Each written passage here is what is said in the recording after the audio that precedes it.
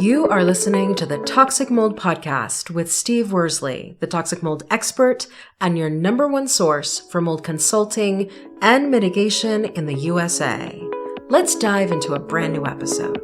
Before we get started on this episode, here's a not so short disclaimer.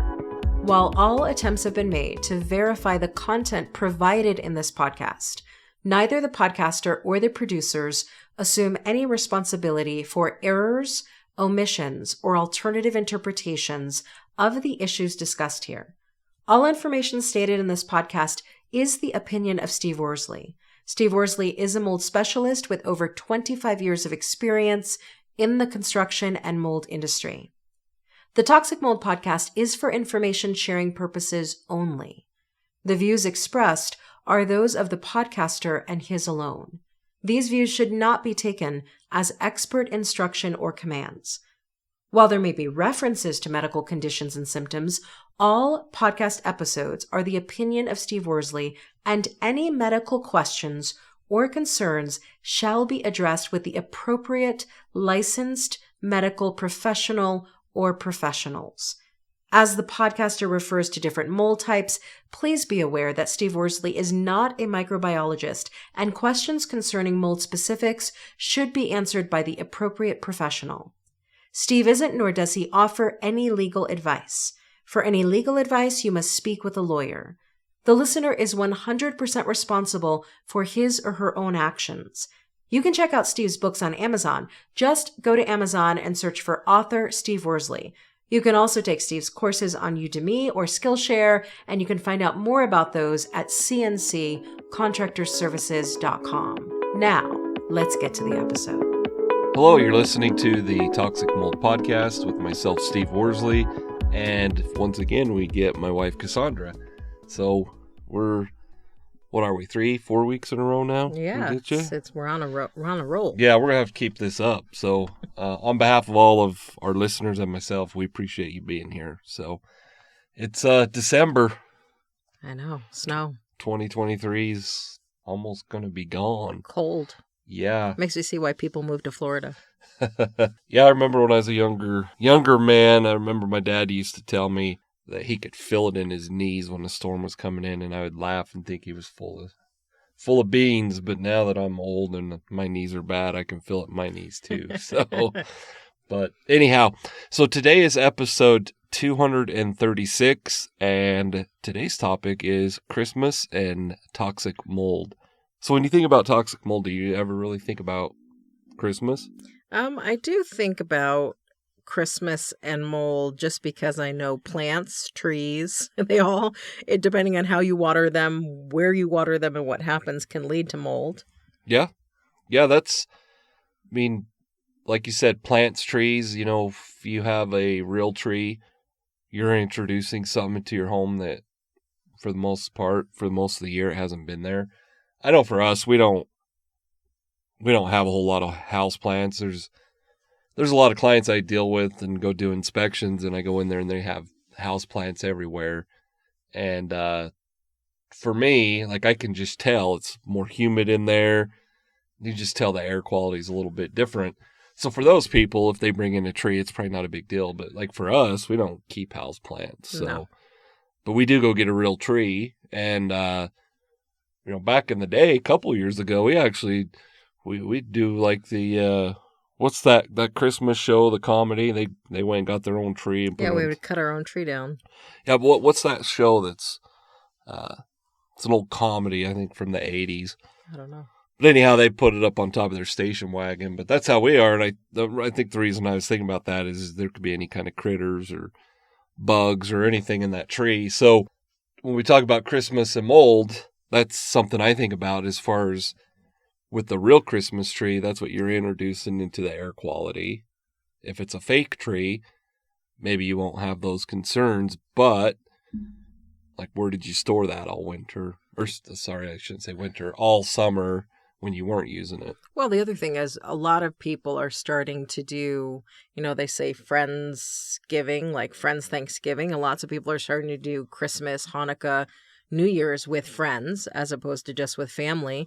So what they'll do is they'll rent a Vrbo or an Airbnb And a lot of my friends have said when they do that, they're always concerned about, like, is the place going to be dirty? Is there going to be mold? I mean, when you're renting a Vrbo for Christmas because you want to bring either family or friends there, you have no idea what state the home is going to be in that you're renting, and you don't know how they've kept it up. Yeah, and it's, there's been a lot of times every time we'd stay at a hotel, I don't think there's a single hotel we've stayed at, for the most part, that I didn't find some sort of water damage or mold. Mm-hmm. And so, when you have, like you said, you're getting all your friends together and you're all chipping in and renting a big house. I don't know. We've never done it, but I don't know how well those properties are maintained. I would think they're probably not even as maintained as well as a hotel that people stay in all the time. Exactly. Because I don't know how that works, but I'd imagine the owners, unless something major comes up, they don't do any air testing, mold inspections, or anything like that. So that's a good point to bring up, because once again, depending on where you're going and renting that place, maybe you're going somewhere. So for us, we're not used to high humidity where we are. Out west doesn't have that. But let's just say we went to a humid place like Florida. There's just the air quality itself and the high humidity makes it a higher risk of having mold anyways. So absolutely. And even when you go to families' homes, I mean, if you go to your aunt's house and she's 90 and she keeps her house at 80 degrees and she's got dehumidifiers running all over the place, and you've got a baby that you're bringing to that house, I mean, there's lots of things that, especially if you're somebody who's very on top of your indoor air quality in your own home, as mean as it may sound, you have to ask a few questions before you agree to go to somebody else's house. Yeah, we've talked about it before, and, that it could be your aunt's home or whatever, a distant cousin that you never really see very often, and they have 5 dogs and 3 cats and houseplants everywhere, and it smells like urine every time you go in there. And everybody kind of is always like, oh, we're not going to be there for very long. Well, if you're mold sensitive or you have SEERS, it could trigger a lot of things. And, speaking of that urine smell, it's not always from pets, because some molds have a urine type of smell to them. It's hard to know, like, what you're getting yourself into. And you can't really go to your 90-year-old grandmother's home and be like, hey, Grandma, you should probably do some mold testing because your house stinks. I mean, I don't think that'd go over very well. Well, no, but, I mean, when I used to eat no gluten, no wheat, no dairy, I'd go to restaurants and I'd be like, what's on the menu? Does it have butter? I mean, I was pretty anal retentive. You never see me in that mode. But I would ask all the questions I need to ask. And I guess when people think about going for Christmas, no, you're not going to be rude and say, I'm not coming unless you do mold testing.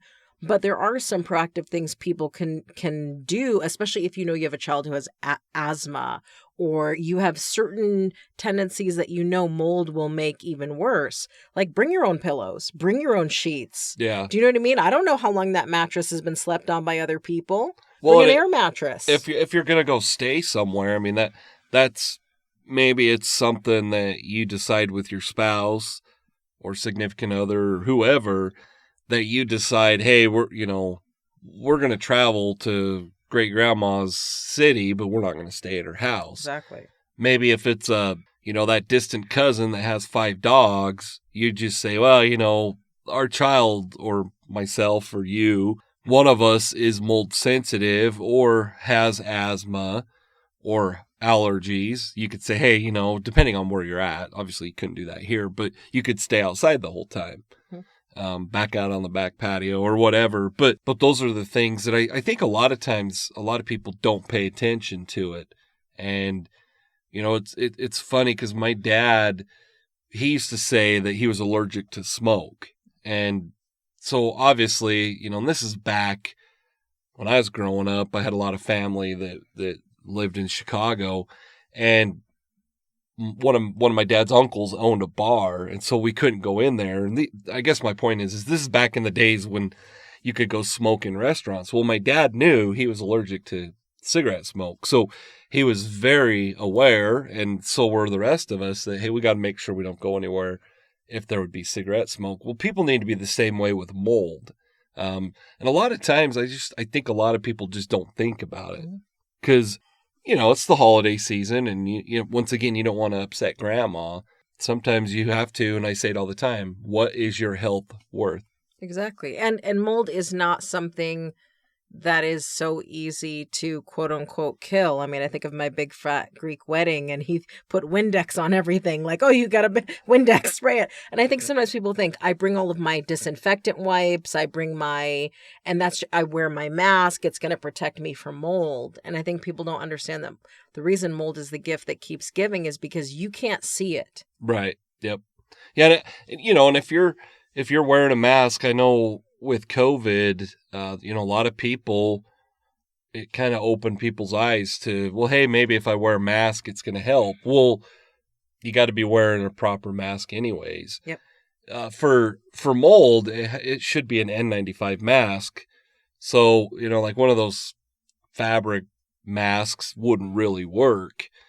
And once again, how would it be perceived, or how would the rest of your family or friends look at you if you and your family came in with, face masks and on? Nobody else was wearing them, So it's just about really, I think at Christmas especially, finding a way to honor what you need and also honoring the people that you're going to be spending time with and avoiding mold in the process. Yeah. Yeah. Because like I said, you're dealing with family members that's, sometimes wrong things could be said. So you're walking on eggshells when it comes to that. Now you don't want to upset anybody because you bring up the 4-letter mold word, but it is something that at the end of the day, if you get sick from it, and if you're immunocompromised, or like I said, you have a child that has allergies or asthma, then you're sick for how long? And then you got to go to the doctors. And so it can turn into a huge mess. So. Absolutely. And so I think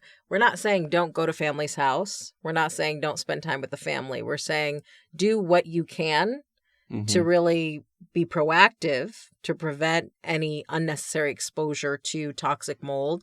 And at the same time, if people are listening to this, they're going, I always get a real Christmas tree. I'm not going to do that because it could bring mold with it. Don't do that either. No. You don't need to get a fake tree if you don't like fake trees. Well, and a fake tree, if you bought one brand new this year, you might avoid air quality issues. But you got to remember, with a fake tree, depending on where it's been made and what type of tree you buy, there could be VOCs also. Yep.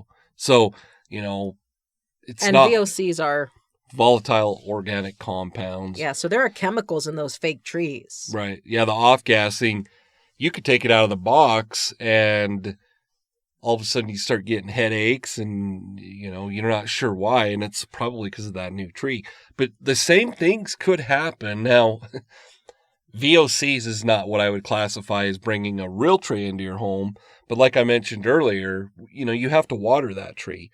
If you're overwatering it, or maybe you're letting the kids do it, you could be saturating the floor below that, which could cause a mold problem. Also, on top of that, you could just have an allergy to that pine tree, or depend on whatever type of tree you get. So, and that's why I always say mold is the gift that keeps on giving. And the reason I say that from my perspective is when we're doing mold mitigation, that's mainly why I say that. Because when we're doing mitigation, it just seems like the deeper we dig, the more mold we find. And so I prepare my clients all the time, like, mold is the gift that keeps on giving. And, it's just something to keep in mind this time of year.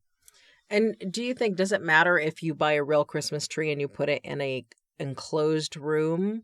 Or is it better if you buy a real Christmas tree and you put it in a more open space in the house, like an open living room, dining room? Or does it matter for mold? Well, I think for mold, obviously in a bigger room, a well-ventilated room. I know for one of our trees we put in it's kind of a library is how we use it. But if you were watering it all the time and you keep that door closed, the ventilation's not as good. But once again, and this is something that I recommend all the time, and our listeners should not be surprised when I say this, we just put a humidity gauge in a bathroom yesterday. Mm-hmm. Was it yesterday? Yesterday, yep. And obviously I have humidity gauges everywhere. If I don't, I can go get one out of a box. But if you're going to have a tree and you're going to have concerns like that, of course, the humidity gauge isn't going to tell you air quality, but it will tell you the humidity, which could lead to mold concerns. So to answer your question, if you're putting a tree in a confined space or smaller space, put a humidity gauge in there just to monitor the humidity. And if you see that it's getting over 50, 55%, that's a concern. And so for our listeners, this is why it helps to have you. I forget about this stuff because it's just common knowledge to me. Mold must have 60% humidity to become viable. So as long as we can keep it below 60%, you're good. Should people be concerned, though, when they start to see humidity at like 50%, 52%? A lot of it depends on where you live. So where we live, it's dry. And I would say the relative humidity in Wyoming and Utah is probably 40%. Okay. And I would honestly think it's lower than that. But I would say on average in a home, you should be running between 30 to 40%. So we don't live in a humid area. Now, if you lived in Florida, you're going to see higher humidity because it's humid outside. Mm-hmm. But depending on where you live, yes, if you're seeing that it's normally around 25, 30%, and all of a sudden it jumps up to 50, and it's not because you were showering, that's a concern. And so a lot of it just depends on what it naturally sits at. Do any of the fancy humidity gauges come with alarms, like it alarms you once it hits a certain percent? Yeah, you can buy expensive ones that are like a water alarm or moisture alarm that you Bluetooth to your phone. You can monitor like remotely, so even if you leave, and yeah, it'll trigger an alarm. I don't know the exact brands, but like the humidity gauges we put up are like $6 a piece. Mm-hmm. You can buy humidity gauges that are hundreds of dollars. Okay. So yes, there are fancy ones that you can monitor, and then like with what we use, like with our air quality monitor, we can monitor. It monitors the humidity also with that Luft. Awesome. That's awesome. Yep. So what's your call to action for people? We kind of covered a whole lot of things, but just pay attention to your surroundings. It's, a lot of times we can just get caught up in this time of year. It's Christmas. We all want to be happy. We might be going to a family member's home we haven't seen in a while. So you want to make sure you don't cause any arguments or offend anybody, but just pay attention to your surroundings. And it sounds simple, and sometimes it's not that simple, but it's not that difficult either, if that makes sense. That makes total sense. And if people go sledding or snowmobiling, don't leave those wet clothes on the floor. Exactly. Yeah, you'd be surprised how often on a mold inspection we find, like in a corner of a bathroom or in a bedroom, where they just throw their dirty clothes or wet towels. We have water stains and usually mold growth in that area. So just pay attention to your surroundings. We also, you can probably explain it a little bit more. We're still working on, which it takes me forever to do this stuff because I'm not tech savvy, but we're working on a whole email program. But you can explain to our listeners how easy it is just to get signed up for our email list. Super easy. Just go to cnccontractorservices.com and you can sign up for the mold investigation checklist. And then you'll be on the email list and you'll get all of the deals and the educational emails and the things that go out only to the email list. Perfect. Well, there you have it. So today was episode 236. I hope you all have a wonderful holiday season. Have a great day. Thank you for listening to this episode. Make sure you go to our website at cnccontractorservices.com and sign up for the mold investigation checklist. Again, go to cnccontractorservices.com and get your free mold investigation checklist today. You can also on cnccontractorservices.com find out more about Steve's courses and books and consultations. Once again, go to cnccontractorservices.com.